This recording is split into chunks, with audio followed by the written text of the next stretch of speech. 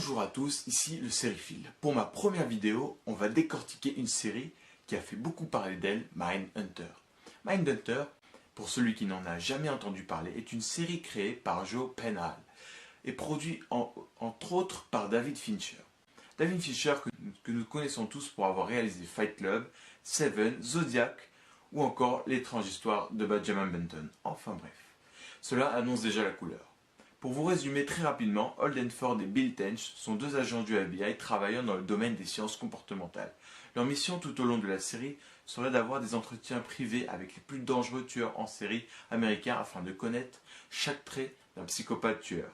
Leur but est de pouvoir savoir quand ils ont affaire à un tueur ou non, juste en analysant son comportement. J'aime beaucoup cette série parce que pour la première fois, j'ai l'impression d'intervenir dans l'histoire, de pouvoir les aider, alors que je ne suis qu'un simple téléspectateur regardant une série. Si vous-même voyez cette série, vous essayerez à chaque fois de détecter un comportement psychotique dans chaque personnage de la série, et je trouve ça fascinant. D'ailleurs, pour écrire cette série, la production s'est inspirée d'un interview réalisé par Stéphane Bourgoin avec un tueur en série prénommé Ed Kemper. Son personnage est d'ailleurs joué dans la série, mais pour moi le tueur le plus fascinant reste Richard Speck, car il est très différent du reste des tueurs présents dans la série. La scène de l'entretien entre les agents du FBI et Speck est très marquante. Cette scène de quelques minutes vaut de voir toute la série tellement elle est surprenante. C'est important de préciser que certains tueurs dans la série comme Ed Kemper, Dennis Rader, Jerry Brudos et Richard Speck ont réellement existé. Ed Kemper par exemple était un tueur particulièrement imposant physiquement. Il mesurait en effet 2,6 m pour 160 kg. Un beau bébé. D'ailleurs, ce gros nounours adorait dépecer, torturer et décapiter des animaux et bien sûr abattre sa grand-mère avec un fusil. Mais ne vous inquiétez pas, au fond il a un bon cœur. Et oui, il affirme avoir tué son grand-père pour qu'il ne soit pas trop choqué de voir sa femme baignant dans une mare de sang. D'ailleurs, dans son interview avec Stéphane Bourgoin, il tient des propos assez horribles sur ces meurtres, sans broncher une seule seconde dans la plus grande des froideurs, jugée par vous-même. I stabbed her. She didn't fall dead. You're supposed to fall dead. You're supposed to go, oh, and fall dead. I've seen it in all the movies, right? Doesn't work that way. When you stab someone, they leak to death. They lose blood pressure, and you stab them more and more and more.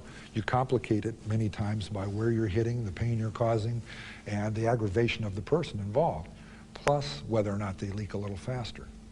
It wasn't working worth the damn. I stabbed her all over her back, and she even turned around. I stabbed her in the side and in the stomach once. Why? As she turned around, I could have stabbed her through the heart. But her breasts were there. And it actually deflected me. I couldn't see stabbing a young woman in her breast.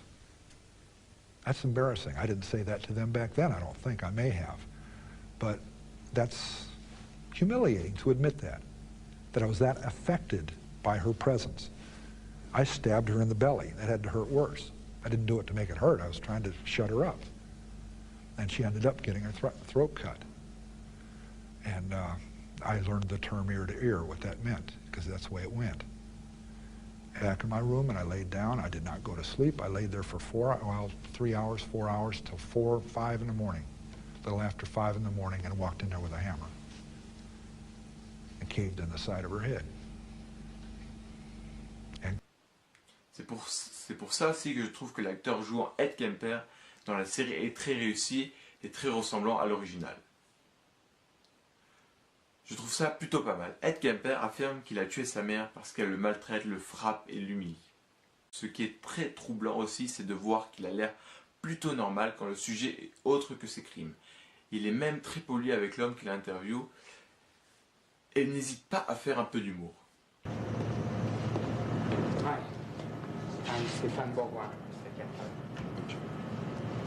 I guess I didn't even ask him that, just proffered the information. That he wouldn't hesitate a second to pull the lever on any serial killer, right? And I'm thinking, gee, he just killed me, you know? Also, when you feel you need to redo an answer, you can do it. You know, it's I don't have any problem with that now. I understand the problems involved. I had to do a whole interview over once because the lady wouldn't check her audio tape recorder. I kept saying, you better check it and make sure it works first. Oh, I'm sure it works, it works. 2 hours later, we're doing it all over again. She was ready to cry, I'm telling you.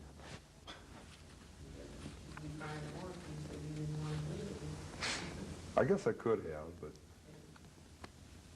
that was the pen was mightier than the sword, right? Ed Kemper a beaucoup souffert dans son enfance, notamment à cause de sa mère. Mais bien sûr, rien ne justifie ces meurtres horribles. Nous avons aussi Jerry Brudos qui, comme on le voit dans la série, est particulièrement attiré par les chaussures de femmes de manière très bizarre. Il agressait des femmes dans la rue dès son adolescence pour leur voler leurs talons hauts. Bon, je ne vais pas continuer pour pas trop vous spoiler. Puis de toute façon, vous trouverez des biographies beaucoup plus détaillées et glauques sur internet, notamment les interviews de Stéphane Bourgoin présents dans la vidéo. Les liens sont dans la description. Enfin bref, il y a un gros tas sur cette série, que ce soit au niveau des acteurs, du réalisateur, de la production, etc. C'est une série que je conseille à tout le monde, hommes, femmes, enfants. Enfin, peut-être pas les enfants. Voilà, c'est une première vidéo un peu courte alors qu'il y a encore pas mal de choses à dire sur la série. Malheureusement, je pourrais vous spoiler. Et puis la série n'est qu'à sa première saison, donc il y a encore le temps avant un épisode 2. En tout cas, si vous avez aimé la vidéo, je sais qu'on vous le répète souvent, mais partagez, mettez un pouce bleu, parlez-en à vos potes, à votre famille, peu importe. Et merci d'avoir regardé la vidéo jusqu'au bout. À toutes.